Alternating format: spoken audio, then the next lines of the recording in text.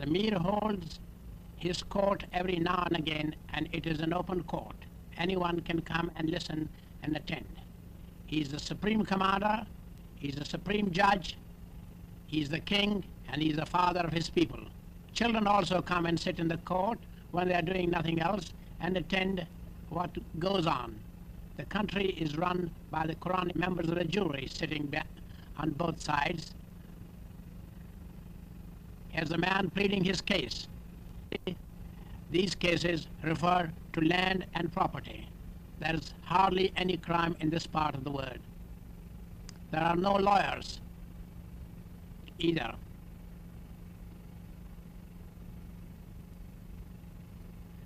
The justice is swift and immediate. The members of the jury give their opinion. The man with the white beard is the Prime Minister, and you see him later on also taking part in many activities. Some litigants are very vocal. This is one of them.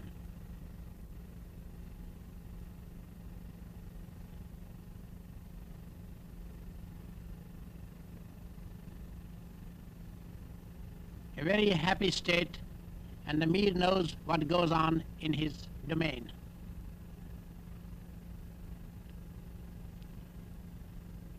Incidentally, in this court, there is no Fifth Amendment either.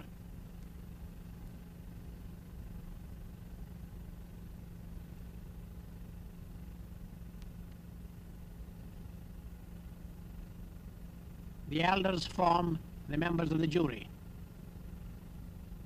Sometime a written document is also produced as evidence, which is read out.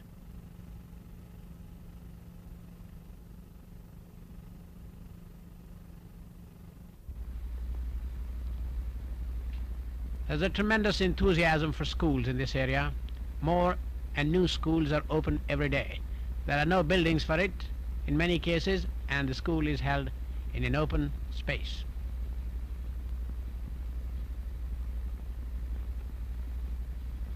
The education is free.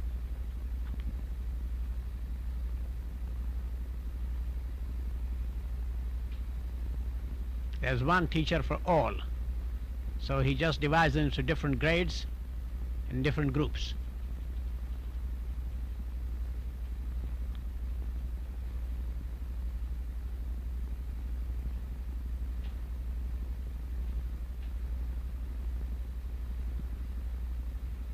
This boy doesn't seem to, he's done his homework. The boy with the coat is the son of the Mir, and a very fine horseman too. A fine lad who took great interest in the expedition. Polo originated in this part of the world, and here's a polo team going to the polo field. They play polo in its ancient form, and thousands of villagers come for the harvest festival in great processions with bands and flags and polo sticks and horses and shouting and yelling and music going on all the time. Every village has a polo team, and the band, of course, is always in attendance at all these functions. And as usual, children standing behind watching the fun. They wear fancy clothes too for the occasion. The Mir is the host for everyone. He feeds them for these two days, and the food is centrally cooked. A yak is slaughtered every day, and everybody is Mir's guest for these days.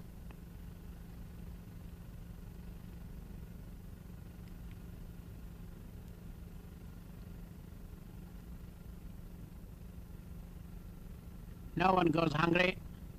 There's plenty for everyone. And the Prime Minister supervises the distribution of food. The girls watch the fun from the top of the ridge, and they get a wonderful commanding view. The polo match is in full swing. The main street of the village is converted into a polo field, and it's free for all. If you miss the ball, you can hit the pony, and you miss the pony, you can hit the riders. And for our sake, the score was put in English on a blackboard which was taken from the school. You can even pick up the ball and run with it, but there's a danger of receiving some polo hits on the head.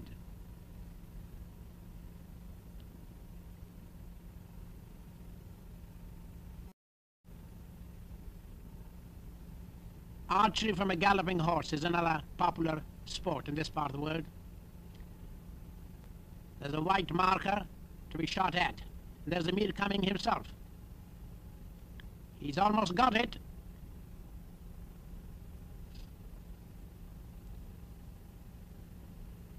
The Prime Minister now has a turn at it.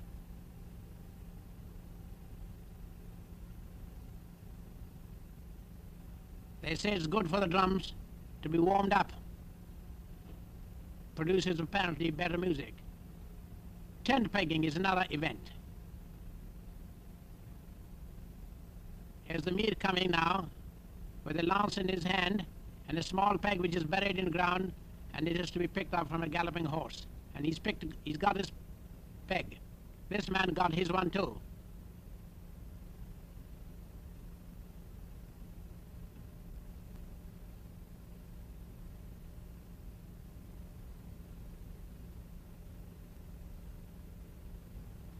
Different types of drums, you see. And now the inevitable dancing. You will notice that the dancers are all men. And different dances will be performed by different people. And the Prime Minister again taking part in one of them, wearing a rather handsome coat.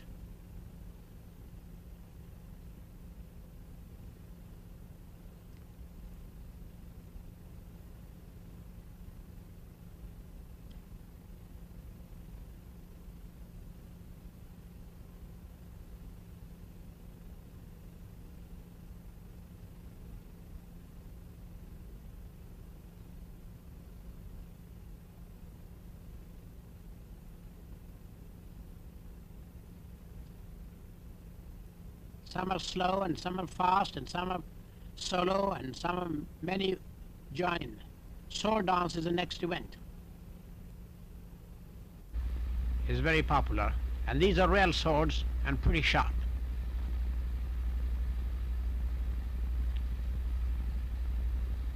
But these men are expert at handling these.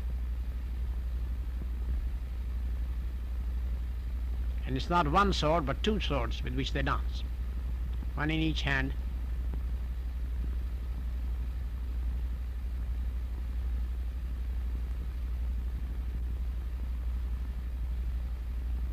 The children love these shows. The schools are closed.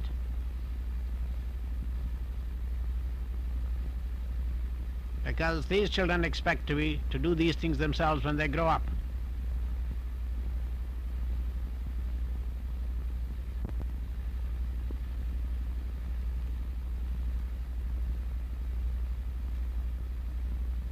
Here's our friend, the Prime Minister again. He's pretty old, but he doesn't know how old he is. But he's in fine state of health.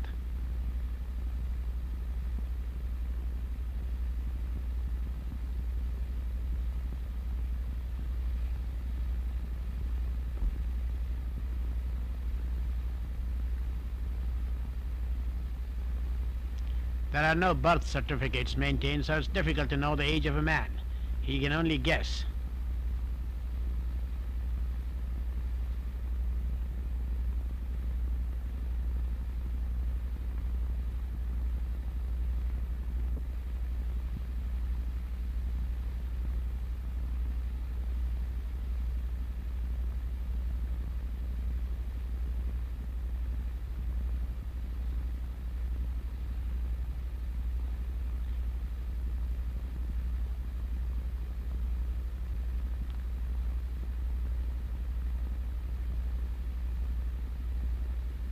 It's a pretty rugged country, but you see terraced fields all over the place.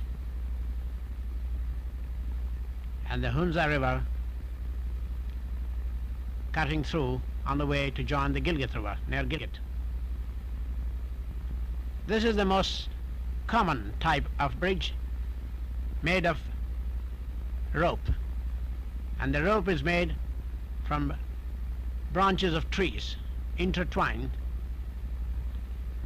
It consists of three parts, one on which you walk and one on either side for the hands to hold, and it can take hardly 2 men at a time.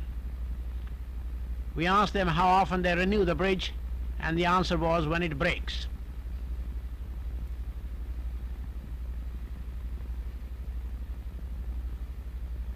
They last, I believe, a season.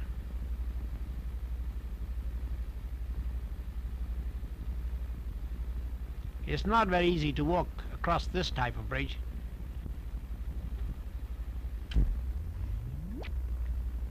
The expedition is now on its way to the mountain.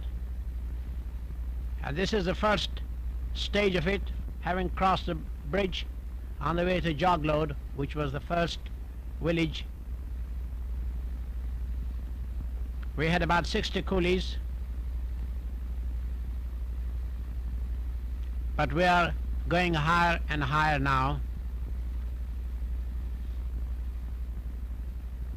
crossing these streams on the way with cold, icy cold, rushing water. Many of these men would bring their burro for carrying loads in addition to what he carries himself.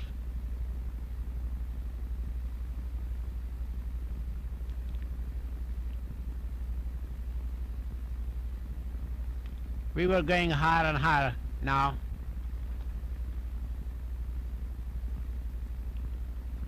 And there were 60 coolies to carry the load of the expedition.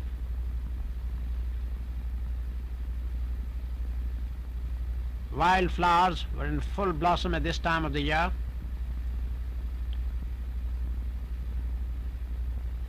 And we are now almost reaching the end of the tree line.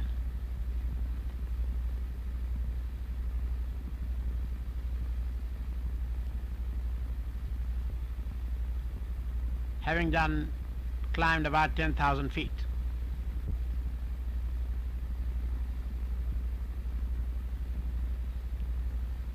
The track is like a goat track, very narrow, steep, and going uphill all the time.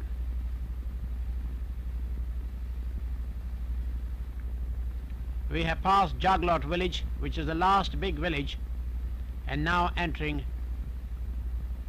Darbar, where we camp for the night. And this is before getting to the base camp. There are no more villages now, and this is the first base camp which the expedition established, about 12,000 feet high. In the distance is the glacier, rising towards Rakaposhi.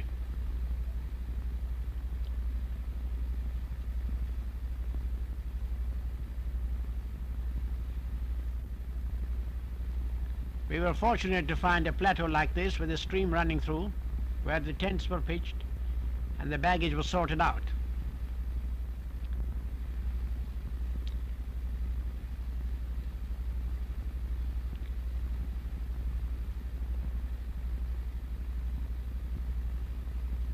The coolies were sent back home, and the porters who were to stay with us started the work on their own. We were fortunate in finding a Hunza who said he was a cook. It took him some time to know what cooking was, but I must say that he was extremely intelligent. In no time he became pretty efficient in cooking most of the things that were needed. Making a chapati, which is like a pancake,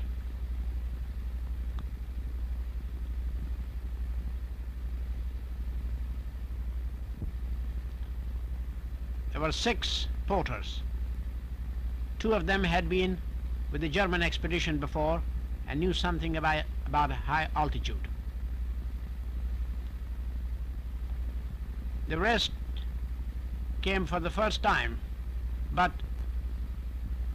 it wasn't very difficult for them to get climatized and climb Kanchenjunga. We decided to change the base camp and make a different approach. And so we shifted to another place, and this is the second base camp, which was 14,000 feet high.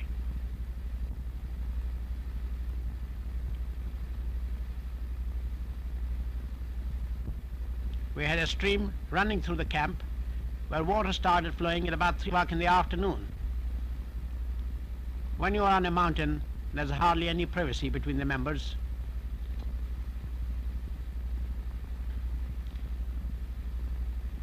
George Band getting a haircut from David Fisher.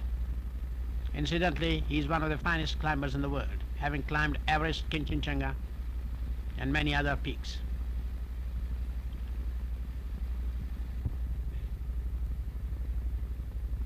The doctor is a very busy man. He happened to be leader also, and there's always a tremendous number of people who come to the doctor for help. The villagers were always coming, every day coming to ask for medicine, and kept him pretty busy.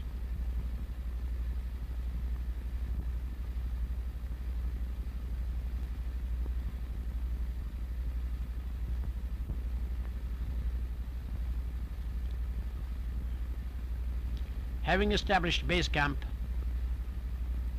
we moved to Camp 1, which was 15,000 feet high. The mountains in this part of the world are quite different from anywhere else. They rise steep.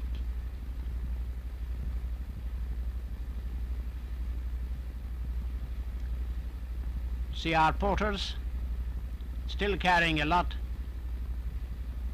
of baggage to Camp 1. We pass a tree line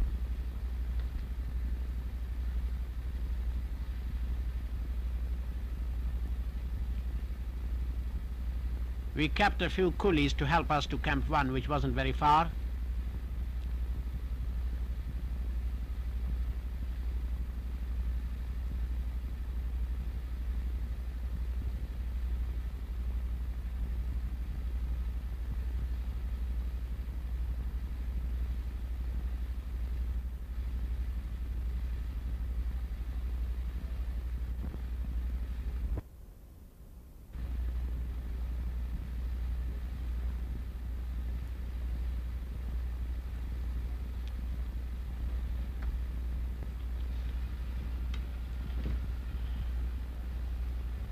This is now moving to Camp 2, 17,000 feet high.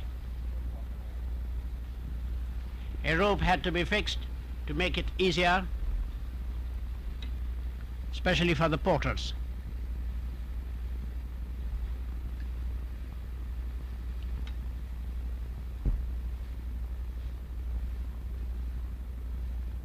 This was at the end of a gully, and there was always rocks coming down, which made it rather dangerous. Camp 3 was established about 19,000 feet high.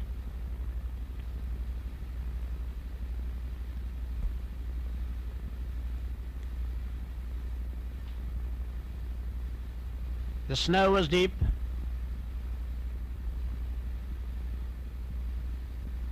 and you can see the result of it. That was pretty hard going.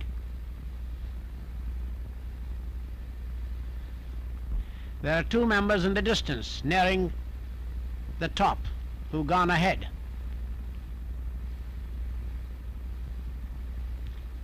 Rakaposhi in the distance. To the right is the Monk's Head, which was our next objective.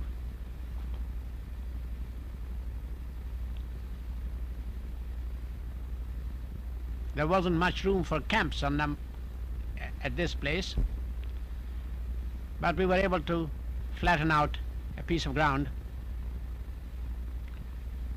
and make a dump of stores.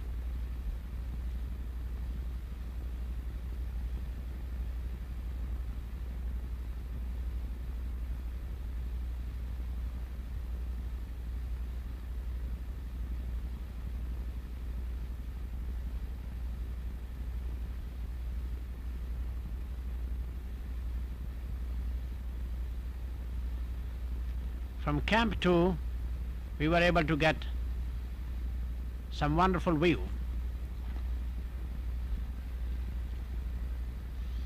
As moving from Camp 3 to Camp 4, which was about 19,000 feet, and going round a cornice. This is where the expedition met its first misfortune. Wrangham and one other porter, as they were going over a cornice, having gone there before, the day before, they met a disaster. The cornice broke and Wrangham fell down about 60 feet, and he had to be retrieved later on with the help of the others when they arrived. But this put him and the porter out of action. They had to be evacuated all the way back to the base camp.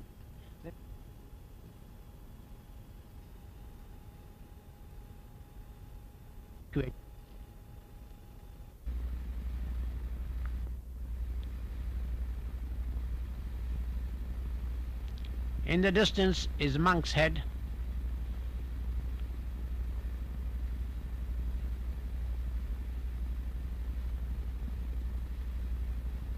We're trying to get there to establish Camp 4 and 5. By this time, the members are getting tired and weary. With a hard going and strenuous work involved.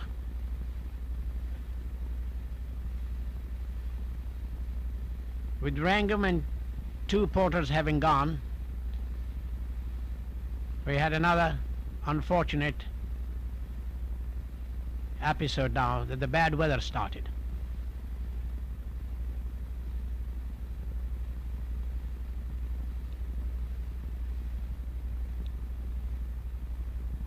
And it lasted several days,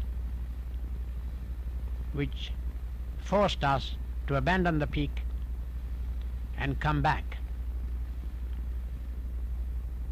But the expedition achieved one thing, that they climbed